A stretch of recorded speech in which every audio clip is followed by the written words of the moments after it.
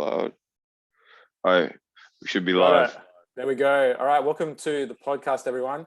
We're your hosts. We got Matt all the way from Indianapolis, and myself, Stefan, all the way from Adelaide in Australia. Matt, you want to run us through what we're going to be talking about today in the podcast? Yeah, so today we wanted to kind of get into what we wish we had known as our younger selves, but we're going to kind of limit it to the area of preventing the injuries and the kind of issues that we had physically, and kind of just the message that we wish we had known for our younger selves. Yeah. So, like, what's one thing, or what's a couple of things? Growing up playing football, it's always sort of just solely around playing football, isn't it? There's nothing really else in terms of bodily autonomy that you kind of understand to get a better appreciation for. And maybe that's because, coaches just know how to coach football. But what are some things that you wish you'd learned, or you wished you understood, that could have potentially, and I guess in hindsight, helped you through your path without getting injured or performance based as well? Yeah, so I think the first thing for me is understanding how you put force into the ground. So you produce the majority of your force in your glutes and your hamstrings, and then it travels down and you get some more out of your quad and your knee, and then your calf and your ankle and your foot, and that complex is what actually transmits all the force you create into the ground. So what I wish I had understood is that has to be the strongest link. I didn't understand that it doesn't matter how much force you can produce up the chain if you can't put it through, or it does matter if you can produce more than you can handle. So I spent so long with different programs I got online and powerlifting, Westside, whatever, and I had really powerful hips and the upper parts of my legs were really strong, but I had these horribly unfunctional feet and ankles. So I would try and put a lot of force down, and my ankles would sometimes just be like, oh, and just buckle. It's like, we can't handle that much force, because they say when you're running, it's 7-8 times body weight you're putting into the ground like that. And it's like, my feet were like, I can't handle that. And that would lead to the sprains, the tendonitis, the heel pains, Achilles. All of that was kind of just the summation of being too dominant up the chain and not focusing on getting working feet and ankles, having the muscles in my toes and the bottom of my feet working, getting strong calves and tibs, having that ability to kind of protect the ankle and the Achilles and those tendons, and even just building up strength within the tendons and the ankles, because you can, or they're mainly ligaments, but you can still build those up over time. It's a lot slower than muscles, but with the right training, you can strengthen those and create length in them that will prevent you from getting ankle tears. Like, I saw a video of Ido Portal the other day, somebody sent it in the group chat, and he was standing, so if your feet are normally like this, he totally inverted them and put the soles together and was jumping up and down. And I was like, my feet can't even get halfway to that range. If I ever happened to land like that, even just on one of them, it would have been a major tear in both of my ankles. And I'm significantly closer now than I ever was before, because I'm learning these things, and that's kind of the point of this. But having the ability to invert and evert the ankle and having the kind of function is, for me, would have been the biggest thing, because that was the biggest problem for me, with my ankles and my feet just not functioning. Yeah. No, it's interesting, because like, it's always coming back to that, like finding or understanding that you're only as strong as your weakest link. Because like, and for you, like you said, you were so strong up the chain, but the force will always find like that weak point, and then it will just crack or snap or injure. Like, and even in terms of performance too, you're not going to be performing at your optimal if, well, firstly, you've constantly got this reminder in your head of, I'm going to do something here, I'm going to do something here, I'm going to do something here, or like you're worried about cutting. We spoke about it last week, cutting or turning or changing direction. And then secondly, like you just don't have the ability to be able to load up that as much as what you would usually be able to. So you're just not performing as well. Yeah, it's something that it is even outside of kind of the football strength training world. It's not really talked about, and it's coming back a little bit more with the resurgence of barefoot shoes and people talking about strengthening your feet, but nobody ever talks about how horrible it actually is for your feet to get stuck into the tight boots. Like you're imagine like if you spent like 2 hours a day with your hand like squeezed like this, like how much you would lose dexterity in your hands. And it's not exactly the same, but your fingers and your toes are similar enough that the analogy works. And nobody thinks about, oh, after you're done, you should probably take off your shoes and kind of like move your toes around a little bit. But it's like, all right, take off my shoes and my boots and go straight into my other tight shoes. And then especially some people don't take their shoes off when they get home too. So it's like you're like this all day and you have, I mean, there's so many things to get into it, but in general, it's when your toes don't work, it shuts off some of the muscles in your feet and it'll mess up your proprioception and cause weakness in your ankle. And it happened really badly to me. So yeah, I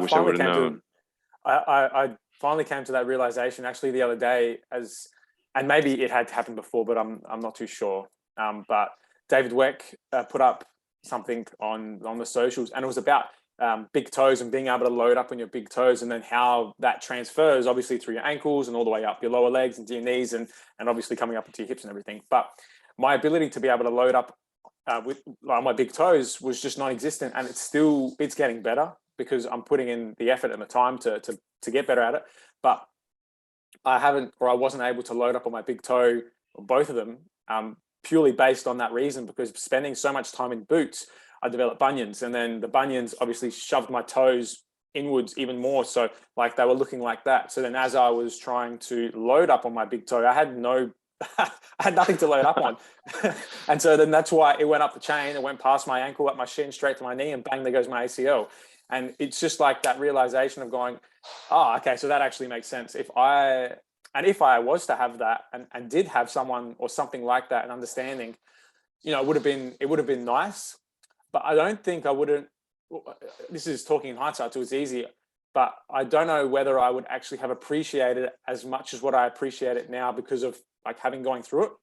Whereas when like, I guess ignorance is bliss. You don't know what's going to happen over here, So like people tell you this stuff, it's going to happen. Yeah, whatever, no worries. And then all of a sudden, bang, it happens. And it's like, I told you so, but you still don't know. I wish I did know it. And I'm sure that I would have taken it on board. But for a lot of people, I think it's that, it's just ignorance in a lot of ways. And it's not their fault because they don't really know. Yeah. And just for, if anybody wants to try it. So the way is your big toe is linked directly to your glute. So you might be thinking, oh, whatever, my hips work fine. Like, so if you try and squeeze your glute and lift your big toes off the ground, you'll be like, all right, I can squeeze them. But then if you dig your big toes into the ground and try and squeeze your glute again, there's such a huge difference in the activation. Yeah. It's really crazy. So that's something I cue people on. Like if we're doing a back extension, and it's like, I want your glutes to fire. And they're like, I don't really feel it. It's like, all right, dig your big toe into the ground as hard as you can on the way up on the concentric. Then it's like, oh, there it is. Yeah. And it's like, oh, that's a little, yeah.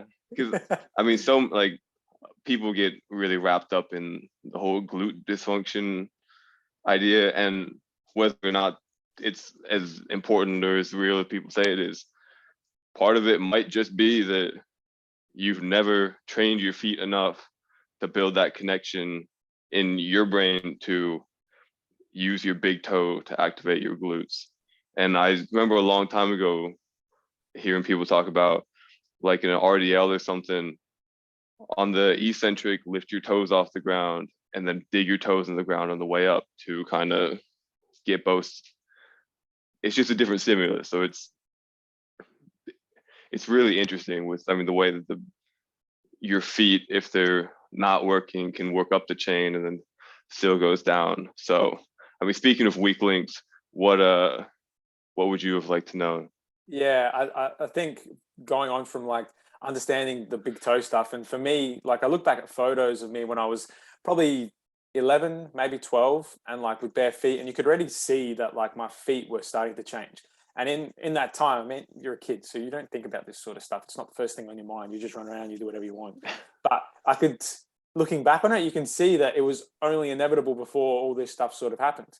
And again, it's hindsight. So it's hard for you, if you were to go back and tell yourself this stuff, I probably wouldn't listen to me anyway, because again, you're a kid, you wouldn't do that. But some of the things that I wish I had the availability to was more things to be able to, more opportunities to actually be able to learn this sort of stuff. So whether it's actually having someone come out like I'm trying to do now. So with the my business here, I've got my personal training stuff, but then also ATA, which is Athletic Transformation Adelaide, and just giving kids and youth an opportunity to be able to express themselves a little better and then understand their body a little better. And the way that I like to think about it is you've got like IQ and EQ, sorry, which is like emotional intelligence, intellectual intelligence.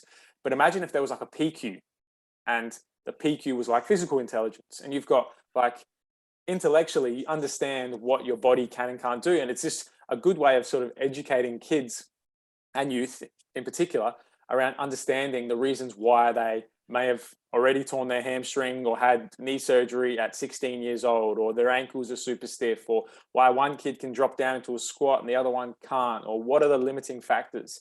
And I truly believe that education is the most important aspect for youth, but not educating them in a way where it's like you're back at school and do this just because I said to do it.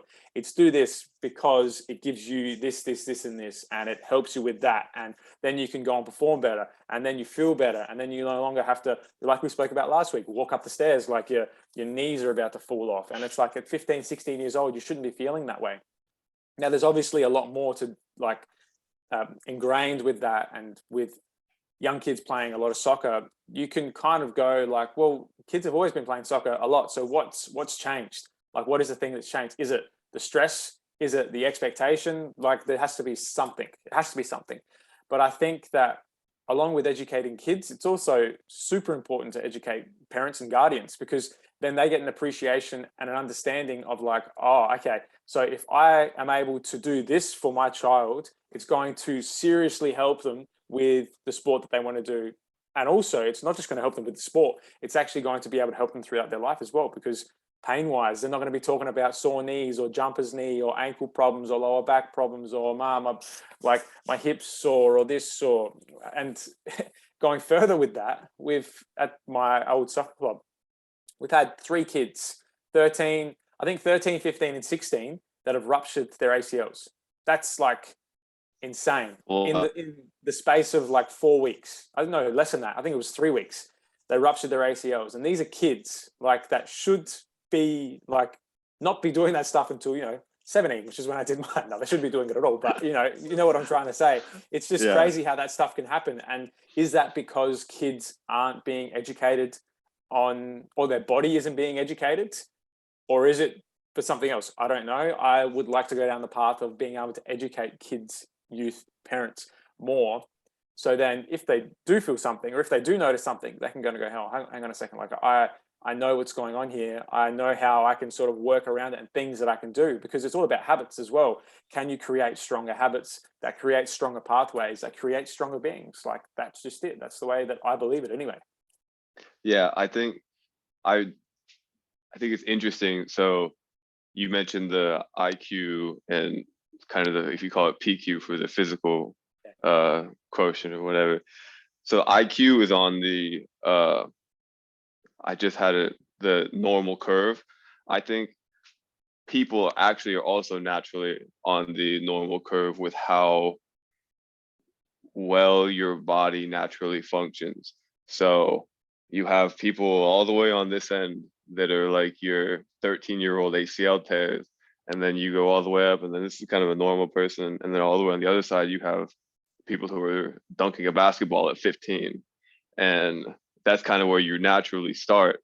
And I mean, I believe you can push people farther along the curve with the correct training. And that's what you're trying to do with this idea. And that's what I'm trying to help people with. But a lot of times, if you naturally end up on this bottom 5 or 10% of the normal curve, you just say, I can't keep getting hurt, whatever, because you're naturally not sort of, either you're not naturally aligned with the principles of being a elite athlete and a durable athlete, or something else kind of pushed you in the other direction, whether that was really tight cleats or it was sitting all day or poor training. You're at where you're at, and you can go further forward or you can go backwards. So I think that's a cool idea of, this is where you start, and you're moving one way or the other, but you want to be moving in the positive direction. Yeah, absolutely. I think as well, like kids, most kids anyway, a lot of kids, well, actually, almost every single child is born with the ability to squat, like that sort of stuff. And then we just slowly lose those things over time. And imagine if you were able to embrace that stuff as a young kid, and you were able to encourage that, you were able to get kids to or have a better understanding of why that is so important later on in life. And again, I think it comes back to that. Well, as a child, maybe not so much, but definitely as an older adult, it comes back to that ignorance, because it's like, oh, I don't need that now, and I'll deal with the problem when it comes. But imagine if you could avoid all that stuff from happening. Like it just makes more sense. It makes sense to me now because I've been in those positions. And again, it's educating people about not wanting to get into my position, because if you get into my position, that's and your position too, it's a long time on the sideline, not actually doing what you want to do. Yeah, one of the things that you talk about in ATG is how many people haven't gotten into a full knee bend in how many years? 11, 10, 8 years. For me, I mean, that's when you're talking about not losing things. That's how I sat when I was a kid, and I never stopped sitting like that. Not that I never used chairs, but like fairly regularly, I would sit like that on the ground and just do something. So maybe that's part of the reason that I didn't have the same level of knee issues as a lot of people did, because I was constantly getting into that full knee bend and getting the synovial fluid and lengthening the tendons and all of that. But I didn't do the same thing for my ankles. So I agree with your point 100% that it's much easier to, I mean, what an ounce of prevention is a pound of correction. It's so much easier to keep abilities than it is to have them, lose them, and then try and bring them back and working through your pain and any kind of dysfunction. So I really like that idea, and I think it's important for people to know. Yeah, definitely. Do you think that with the injuries that you had, do you think that they all would have been, and we spoke about it again last week, but having known what you know now, do you think they would have been prevented had you spent more time around them? Or do you think that a lot of the stuff is inevitable, like these are all part of your lessons, these are all part of things that you need to learn, so then it can take you on this path to what you're doing now with like ATG, and then obviously like your own training, your own coaching, your own personal stuff? Do you believe like in that journey and having to learn this stuff, and you learned it at a particular time, or is it just like, oh, whatever? Yeah, so this is, I just made this connection in my mind actually. So this is something really interesting that I heard today from listening to one of the Alex Hormozy lectures. He was saying, you're either going to pay for the lesson from me now, or you're going to pay for the lesson in time and learn it later. You're going to learn it eventually. Either way, it just depends if you're going to pay the money now or you're going to pay in time later. And there was nobody to teach me for any amount of money at that time. So I paid in time and I learned it now. And Yeah, some people pay in the rest of the time they have in their life. I was lucky enough to pay in time and then eventually be able to pay in money, I guess, have people teach me it quicker. But I mean, you're going to pay it one way or another, whether you stumble upon somebody that can teach you for however much money, or it's going to have however long you have. That's that's deep. I mean, I listen to that guy a lot of his stuff that he talks about, and it's just going like on a side topic. Like that stuff there, it's just like, oh yeah, no shit, because you are eventually going to learn it. I think one way or another, and especially whether you want to or not. But it's just like, yeah, no kidding. I like the idea as well of, and this is something joined together with like the Uncom stuff and Alex Hormozy, and I just put a reel up about it because I think it's been so valuable to me is the having that community of people who think the same way as you think and kind of want to go in the same direction that you want to go in. That could also be a reason why youth or kids didn't have a community to go with or something to gravitate towards. And maybe it could have been a value thing as well in terms of dollars, but it could have been that like there was really nothing to do. I mean, for me, I know that there wasn't. And if there was, it was something that was incredibly out of my price range as a kid to be able to do that. So it's like always trying to make it accessible. And can you get the youth to be able to do stuff away from you? Like get a good understanding of like, this is the reason why we do it. If you do it more, you're going to get better at soccer. And you want to get better at soccer, you're going to go places. You're going to go places, you're going to be able to do things that you want to do. Like, I guess it's just trying to get that message and drive that message through with kids. But then also, you really got to value what it is that you're doing too. Like, because the value side of things, not in terms of dollars, yeah, sure, that is important from a business perspective, but I think it's also more important about what it is that you're doing. Do the kids value it, or do the people that you're teaching it to value it like you value it? Can they see your passion?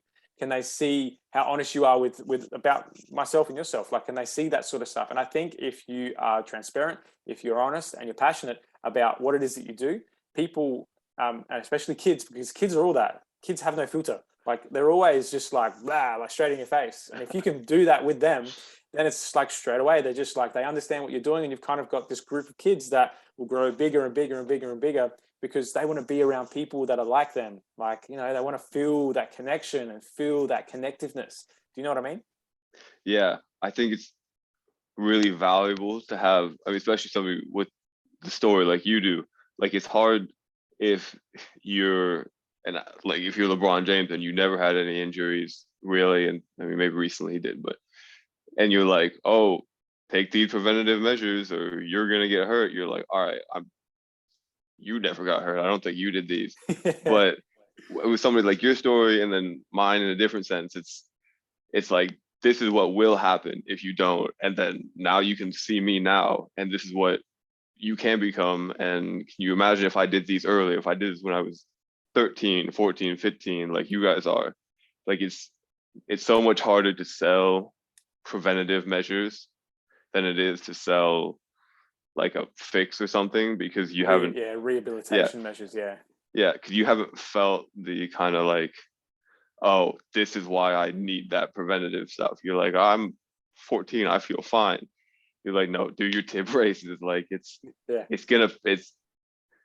it might, that's the thing, is it like, that's, I think I have the book, I think it's called like the Black Swan or something. It's like, you never know what could have happened if you didn't do what you did. Yeah. So you like, if you've been training for ATG for however long, since you were 15 until you're 20, you're like, you never know how many ACL tears you missed. And you might just be like, oh, I just still feel like an average athlete, but like, who knows what you prevented from happening? And you'll never know. So it's a tough sell, but it's true. Yeah, I can also go like another step further with that. And instead of thinking about, because there's different ways you can come from it. Like, sure, there's the preventative side, and a lot of people just go, well, I'm fine, so I don't need it. You know, and I guess it's that whole thing. You don't know till you know. And then when you know, it's like, I should have done that. So, and then it's the ignorance again. Or you can do it from another perspective and be like, you are not at your athletic potential. So you are slow. You're not strong. You don't have the ability to be explosive or powerful. So these are things here that can help you get to that. Don't worry about this stuff. That's not an issue for you at the moment. It could be, but it's not an issue for you at the moment. And if you do more of this, then this here will take care of itself as well. And it'll slowly diminish over time. Sure, there's a freak accidents that happen, obviously. But if you can focus more on like that athletic potential and be like, hey man, if you do this, you're going to go from being this fast or this fast to this fast, like that. And then you're tapping into two markets. You're tapping into the market of that preventative stuff, which is going to slowly diminish, but then you're slowly working up that athletic potential, and it's just like going higher and higher and higher and higher and higher. And then the gap is getting further and further away, because that's really what you want. You want that small, there's always a small percent that something's going to go wrong, but how big do you want that percent to be? Do you want that percent to be 50-50 chance of rupturing your ACL and not rupturing your ACL? Or do you want it to be 99 and 1%?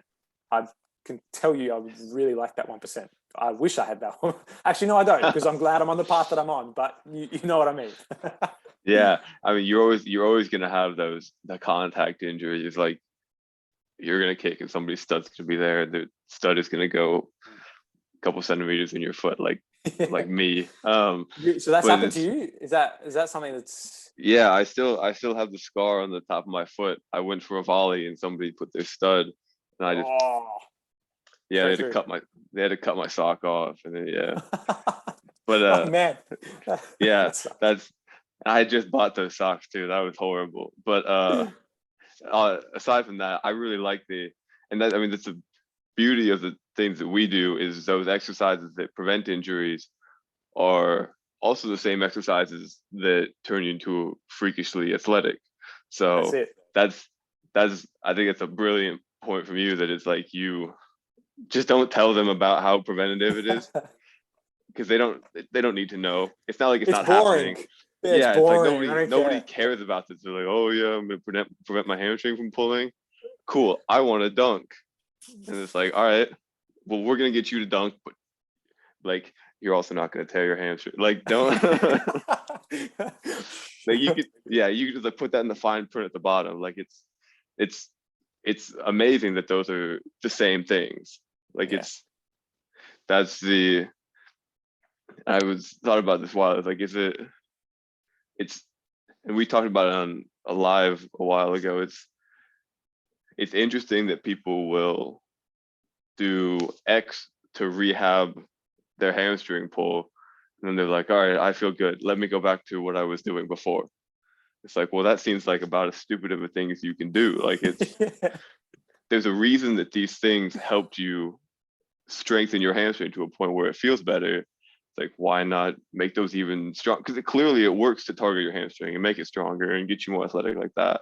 Because going from not being able to run to running, it's a huge jump in athleticism. It's like, why not push those further? And maybe you need to change it a little bit. But I know plenty of people who've done hamstring curls and Nordics and RDLs and even something like Jefferson curls to rehab their hamstring. And it's like, all right, time to go back to my half squats and sprinting every once in a while and not doing anything else for my hamstring. It's like, why? That's ridiculous. Yeah, I guess it's about making the non-sexy be sexy, which Ben has clearly done an exceptional job of. Making Nordic sexy and Jefferson curls sexy and Peterson and Patrick and Poliquin steps sexy, because they are they're not the sexiest looking things, but in terms of results, man, they're super sexy.